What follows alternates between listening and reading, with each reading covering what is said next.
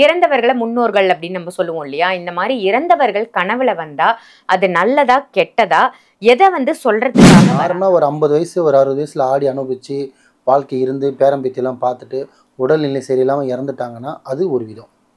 புரியுதுங்களா? இப்போ இது வந்து விபத்தை எடுத்து பாருங்கள். அவங்களோட இறந்தவங்க வீட்டில் கனவு எப்படி வரும்னு பார்த்தீங்கன்னா, அம்மாவோ அப்பாவோ யார் இறந்து போய் யார் இருக்காங்களோ இறந்தவங்க கனவு எப்படி வருவாங்கன்னு பார்த்தீங்கன்னா, அவங்க வந்து அவங்க இருக்கிற நம்பிக்கைன்றது சரிசமம், எல்லாருக்கும் ஒன்று தான். பட்டு நான் சொல்ல வர கருத்து என்னென்னா, உங்கள் வீட்டில் குழந்தைங்களோ மூத்தவங்களோ சிறவங்களோ இருக்கலாம், வரமுன் காப்ப மாதிரி ஏதோ ஒன்று சொல்ல வராங்கன்னா, ஏன் இந்த மாதிரி கனவு வந்தது, ஏன் இந்த மாதிரி வீட்டில் நடக்குதுன்னு முதல்ல தெரிஞ்சுக்கிங்க. மனைவி சொன்னான்னா கணவர் அதை கொஞ்சம் புரிஞ்சுக்கிங்க. அதே மாதிரி கணவர் சொன்னார்னா மனைவி புரிஞ்சுக்கிங்க. உனக்கு வேலை வெட்டி கிடையாது, சீரியல் பார்த்துட்டு நீ சொல்லிட்டு இருக்க.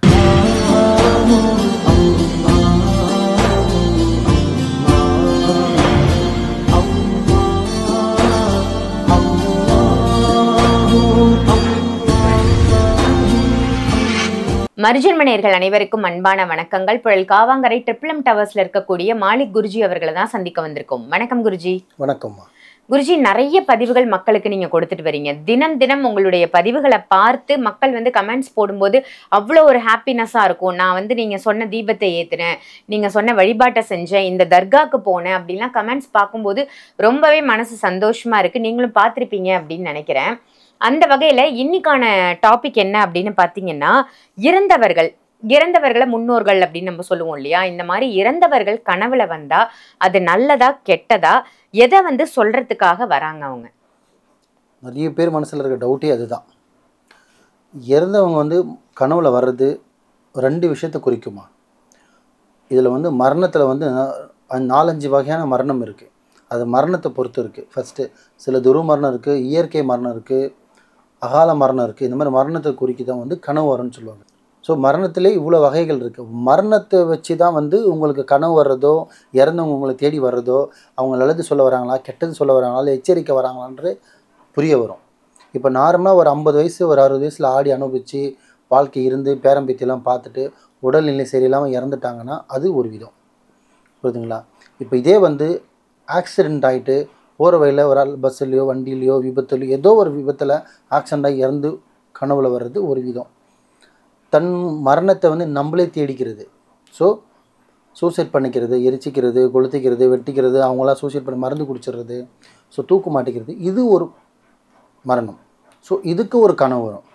இதுதான் 3 தான் வச்சுக்கங்களேன். இந்த 3ல் வந்து நார்மலாக முன்னோர்கள் நம்மளெல்லாம் ஆசீர்வாதமாக இருந்து வாழும்போதே நம்ம நீ நல்லா இருக்கணும்பான்னு அப்பாவோ அம்மாவோ வாழ்த்தி அவங்க மறைஞ்சிருந்தாங்கன்னு வச்சுக்கங்களேன்.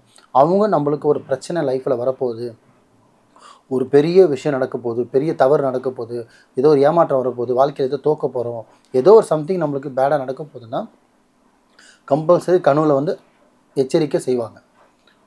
பட் அது வந்து டைரெக்டாக எழுப்பி தம்பி உனக்கு இந்த மாதிரி ஆக போகுதுன்னு சொல்ல போகிறதுக்கு அவங்களுக்கு அந்த அளவுக்கு இது கிடையாது. எப்படின்னா சூட்சகமாக இருக்கும். அது எப்படி சூட்சகமாக இருக்கும். ஆமாம், பாம்பு கனவுல வரும்.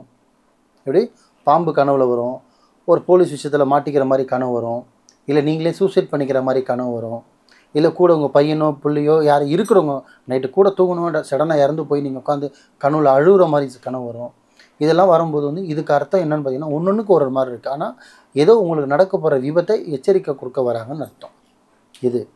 இதே வந்து விபத்தை எடுத்து பாருங்கள். அவங்களோட இறந்தவங்க வீட்டில் கனவு எப்படி வரும்னு பார்த்தீங்கன்னா, அம்மாவோ அப்பாவோ யார் இறந்து போய் யார் இருக்காங்களோ இறந்தவங்க கனவு எப்படி வருவாங்கன்னு பார்த்தீங்கன்னா, அவங்க வந்து அவங்க இருக்கிற மாதிரி, வாசலில் வந்து நிற்கிற மாதிரி, வாசலில் வந்து கது தட்டுற மாதிரி, எனக்கு சாப்பாடு எடுத்து வைங்கன்னு சொல்கிற மாதிரி, அம்மா பசிக்குதுன்னு கூப்பிட்ற மாதிரி, இல்லை படுத்துட்டு இருக்கும்போது கை தட்டி கூப்பிட்ற மாதிரி கனவு வரும். அவங்களுக்கு நம்ம கல்யாணம் பண்ணி வைக்கிற மாதிரியும், இல்லை அவங்களுக்கு கல்யாணம் குழந்தை பிறந்து அது அவங்கள மாதிரி பிறக்கிற மாதிரியும் இந்த மாதிரி கனவுகள் வரும். அப்போ வந்து உனக்காக நான் இருக்கேன், நான் உன்னை விட்டு போகல, உன் வீட்டை சுற்றி தான் இருக்கேன், உன்னை சுற்றி தான் இருக்கேன்னு சொல்ல வருது தான் இது. புரியுதுங்களா? இப்போ 3வது சூசைடு, அவங்களா அவங்க மரணத்தை தேடிக்கிறது. அது எப்படின்னு பார்த்தீங்கன்னா ரொம்ப சிம்பிளாக சொல்லணும்னா, அவங்களோட வீட்டாண்ட வந்தாலே அவங்களோட அவங்க போக்குவரத்து அவங்களோட நடமாட்டம் வீட்டாண்ட வர ஆரம்பிச்சிட்டாலே அதோட மாற்றமே வேறு மாதிரி இருக்கும். இது 2மே வந்து பார்த்திங்கன்னா நம்மளுக்கு உடல் பாதிப்போ எதுவுமே பெருசாக காட்டாது. ஆனால் இந்த சூசைட் பண்ணிக்கிறவங்க மட்டும் அது பொண்ணோ இல்லை ஆணோ குறிப்பிட்ட வயசுக்குள்ளே கம்மியாக இருக்காங்க, ஒரு 25 26 வயசுக்குள்ளே மேரேஜ்க்கு முன்னாடி சூசைட் பண்ணிட்டாங்க, இல்லை மேரேஜ் ஆகி சூசைட் பண்ணிட்டாங்க, இல்லை ஹஸ்பண்ட் ஒய்ஃப் சண்டைக்குள்ளே வயிற்றில் குழந்தையெல்லாம் வச்சுக்கிட்டு சூசைட் பண்ணிட்டாங்க. இந்த மாதிரிலாம் நிறைய இருக்குது. அவங்களாம் வந்து உக்கிரமாக இருப்பாங்க. ஏன்னா வாழ்க்கையில் எதுவுமே அனுபவிக்காமல் அந்த கோவத்தில் நல்லா பாருங்கள், சூசைட் ஆட் பண்ணிப்பா. ஒரு விரக்தி அடைஞ்சவங்க பண்றானோ இல்லையா, அதிகமா கோவம் வரவன் தான் பண்ணிப்பான்.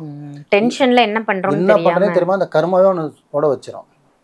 ஸோ அந்த அது டென்ஷன் கூட கிடையாது, அந்த கோவம் அவனுக்கு எப்படியாவது அடிக்க தான் முடியல, அட்லீஸ்ட் நம்மளாவது எடுத்துக்கணும்னு சொல்லிட்டு எடுத்துப்பாங்க. அந்த அளவுக்கு உக்கிரமாக இருக்கிறவங்க நார்மல் வாழ்க்கையிலே வந்து பார்த்தீங்கன்னா அவங்க நார்மலாக அந்த சூசைட் பண்ண போகும்போது பார்த்தீங்கன்னா எவ்வளோ பேர் தடுத்து விடுவாங்க. 5 பேர் தடுத்தாலும் தடுக்க முடியாது. அந்த மாதிரி ஆள்லாம் இருப்பாங்க. அந்த மாதிரி ஆள் தான் அந்த மாதிரி சூசைட் பண்ணிப்பாங்க. ஸோ அவங்க கனவுல எப்படி வருவாங்க பார்த்தீங்கன்னா, பாம்பு கனவுல வர மாதிரி வரும். ஃபஸ்ட்டு பாம்பு கனவுல வர மாதிரி வரும். நம்ம ஒன்றுமே இல்லாமல் அழிஞ்சு போகிற மாதிரி கனவு வரும். வீட்டில் துர்நாத்தம் வர மாதிரி வரும். ஆத்மா வீட்டுக்குள்ளே இருக்கிற மாதிரி கனவு வரும். ஆத்மா நம்மளை டிஸ்டர்ப் பண்ணுற மாதிரி கனவு வரும். உடம்புல புழு ஏறுற மாதிரி கனவு வரும். ஜீவராசிகள் வந்து நம்ம படுத்துட்டு இருக்கும்போது நம்ம வீடு ஃபுல்லாக ஜீவராசிகள் வந்த மாதிரி கனவு வரும்.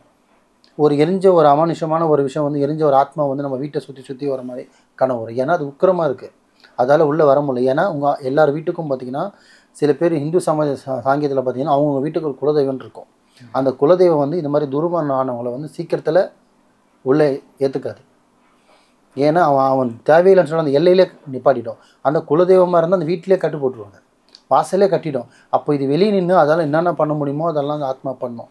ஏன்னா நான் வீடு நான் உள்ளே வரணும், என்னால் வர முடியலன்ற அந்த ஆக்ரோஷமாக என்ன வேணாலும் அது ஜாலாவெல்லாம் காட்டும். இது எல்லாமே 100க்கு 100% உண்மை. இப்போ நான் சொன்னது நம்புறவங்க நம்பலாம், நம்பாதவங்க வீடியோ தள்ளிடுங்க. இவ்வளோ தான் சொல்லுவேன். நம்புறவங்க பாருங்கள், நம்பிக்கைலாம் தள்ளிடுங்க. இதை அவஸ்தைப்பட்டவங்க வந்து பாருங்கள், இதோட விஷயத்தை நான் காட்டுறேன்.